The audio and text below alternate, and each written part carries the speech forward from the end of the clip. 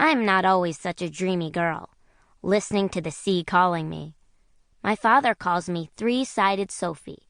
One side is dreamy and romantic. One is logical and down to earth. And the third side is hard-headed and impulsive. He says I'm either in dreamland or earthland or muleland. And if I ever get the three together, I'll be all set.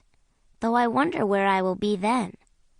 If I'm not in dreamland or earthland or muleland, where will I be? My father says my logical side is most like him, and the dreamy side most like my mother, which isn't entirely fair, I don't think. My father likes to think of himself as a logical man, but he is the one who pores over pictures of exotic lands and says things like, "We should go on a safari," and "We should zip through the air in a hot air balloon." And although my mother is a weaver and spins silky cloths and wears flowing dresses, she is the one who gives me sailing textbooks and makes me study water safety and weather prediction and says things like, "Yes, Sophie, I taught you to sail, but that doesn't mean I like the idea of you being out there alone on the water.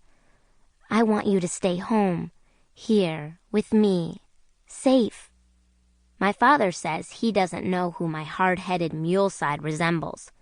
He says mules don't run in the family. I am 13, and I'm going to sail across the ocean. Although I would like to go alone, flying over the water, I'm not.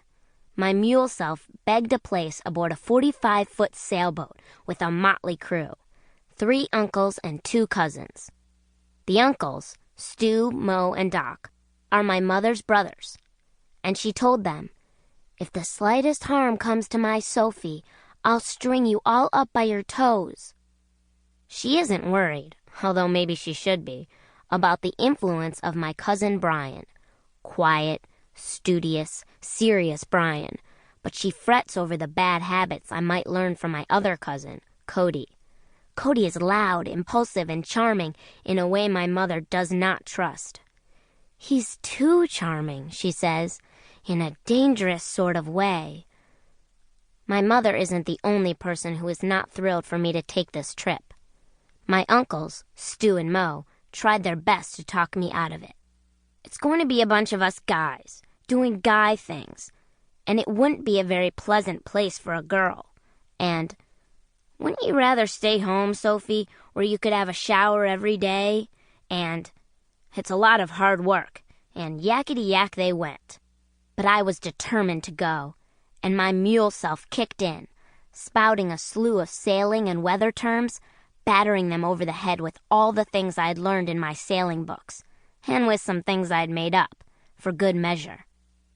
Uncle Doc, the good uncle, I call him, because he's the one who doesn't see any harm in my coming, said, "Heck, she knows more about boats than Brian and Cody put together," and so they caved in. There are 2 other reasons my mother has not tied me to my bed and refused to let me go. The first is that Uncle Doc gave her an extensive list of the safety provisions aboard the boat, which include a satellite navigator, the global positioning system. The second reason, not a very logical one, but one that somehow comforts my mother, is that Bompie is on the other side of the ocean. We will end up in Bompie's arms, and she wishes she could join us just for that moment.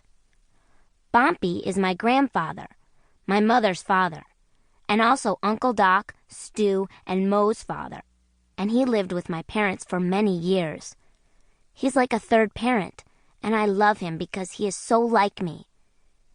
He is a man of 3 sides, like me, and he knows what I'm thinking without my having to say it.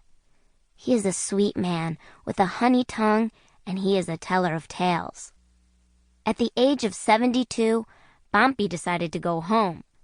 I thought he was already in his home, but what he meant by home was the place where he was born, and that place was the rolling green hills of England. My father was wrong about mules not running in the family. When Bompie decided to return to England, nothing was going to stop him. He made up his mind, and that was that, and off he went. Bye-bye, Bompie.